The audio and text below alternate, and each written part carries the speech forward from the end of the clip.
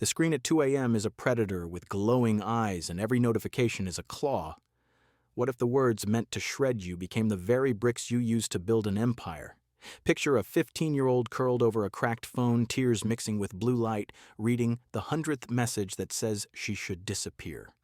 Now picture that same girl 3 years later on a stage while 10,000 phones light up. Not with hate, but with hope. Tonight we follow the electric resurrection of Aria Voss, who turned venom into viral code and built a digital kingdom from the ruins of her self-worth. Aria was 14 when the first wave crashed. She had posted a 30-second clip on a new app. Her voice layered over stop-motion clay figures telling a story about a girl who talked to stars. It was raw, earnest, a little wobbly. Within hours, the comment section erupted. Ugly voice. Cringe. Kill yourself. Screenshots spread through group chats like wildfire. Her inbox overflowed with laughing emojis and death threats. She deleted the video, the app, her accounts. But the internet has memory, and memory has teeth. The clips were re-uploaded, remixed, mocked in reaction threads. Aria stopped eating. She wore hoodies in summer to hide the scars she carved into her forearms with a paperclip. Her mother found her curled on the bathroom floor one dawn, phone clutched like a weapon turned inward. School was no refuge. Classmates whispered psycho when she passed. Teachers pretended not to see the notes taped to her locker. Do us a favor. Vanish. Her grades fell from honor roll to barely passing. She spent lunches in the computer lab, the only room where fluorescent lights felt safer than daylight.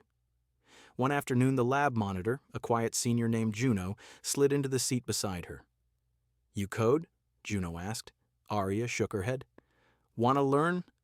Aria shrugged. Anything was better than the cafeteria. Juno taught her Python in 20-minute bursts between classes. Variables became safe houses. Loops became breathing exercises. If-else statements became armor. If hate arrives, else build.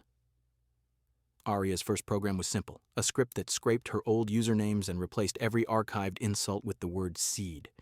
She watched the hateful comments transform into rows of identical green words, seeds. Something cracked open inside her chest, not healing, not yet, but possibility. By 16, Aria had a new account under the handle Seedling. No face, no name, just animated clay figures telling micro-stories about resilience.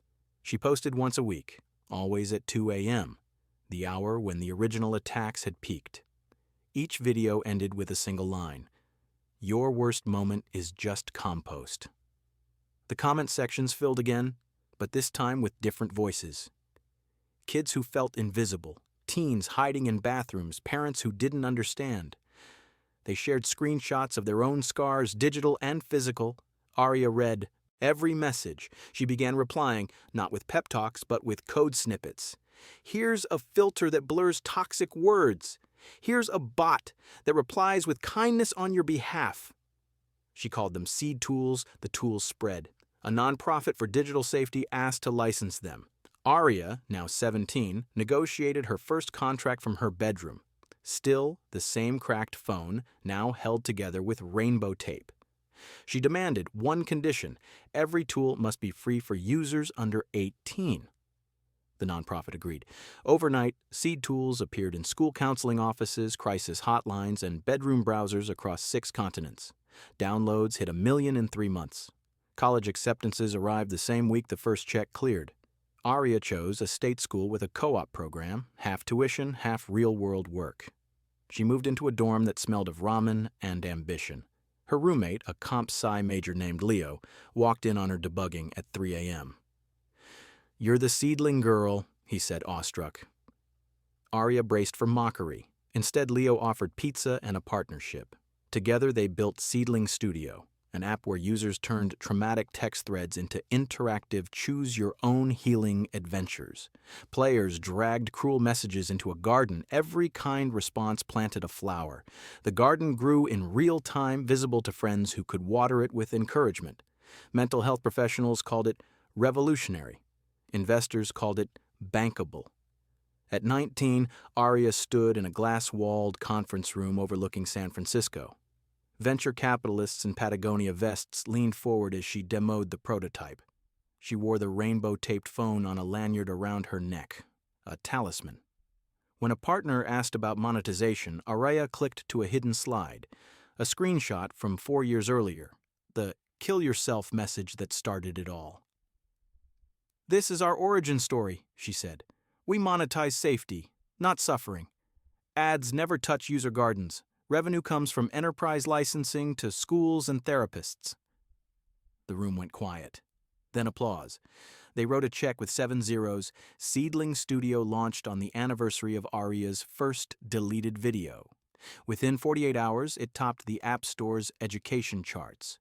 Users uploaded 1.2 million messages on day one. Gardens bloomed across continents, some lush, some sparse, all honest. At 21, Aria returned to her hometown high school as commencement speaker. She walked the same hallways where lockers once bore her shame. Students filled the auditorium, phones raised not in malice but in tribute. She began with the truth.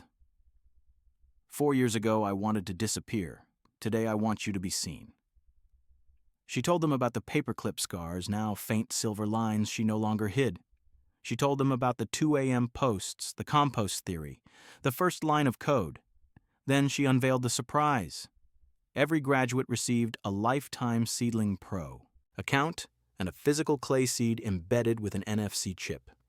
Tap it to any phone, and it opened a private garden pre-planted with their name. The audience roared.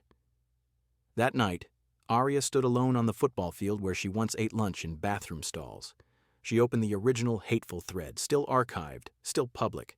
At the bottom, a new comment waited, posted seconds earlier by a username she didn't recognize. "Thank you for teaching me how to grow." The profile picture was a selfie of the girl who used to lead the bullying. Aria's knees buckled, not from pain, but from the weight of forgiveness she hadn't known she'd granted.